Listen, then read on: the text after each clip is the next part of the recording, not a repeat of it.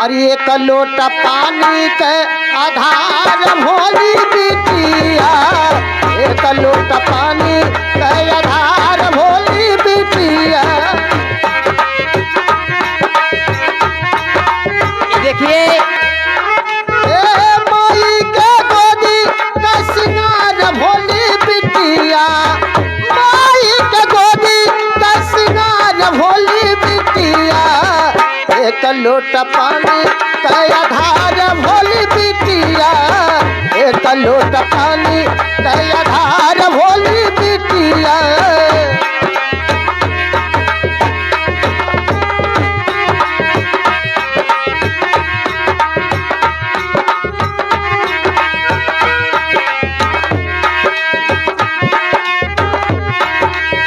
रानी लक्ष्मीबाई रण में गवाब उठवले,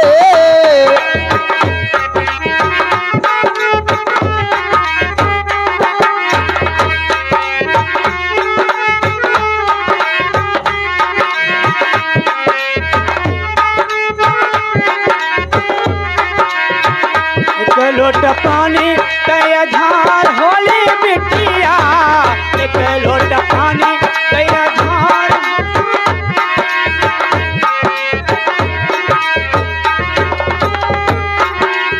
और ये नन्ही मुन्नी बच्ची शानवी के तरफ से 11 रुपये का पुरस्कार।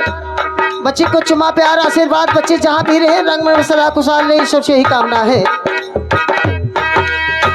और हमारे धोखेबाज मित्र के तरफ से 11 रुपये बड़ा करे जा नहीं करे कर जाऊंगा। हाँ जारी जाए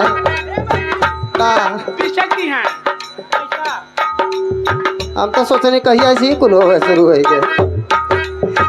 हमारे छोटे भाई नाम भूल चुके हैं, 11 रुपये का पुरस्कार कहना है। रानी लक्ष्मीबाई रण में गवाब उठवले,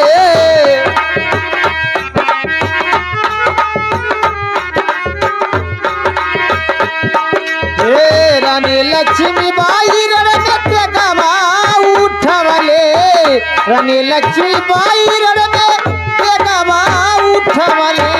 बिटिया सजागा संसार मोरी बिटिया, बिटिया से पूरा संसार मोरी बिटिया। एक लोटा पानी के आधार भोली बिटिया, एक लोटा पानी के आधार भोली बिटिया। एक लोटा पानी के आधार होली बिटिया, एक लोटा पानी के आधार होली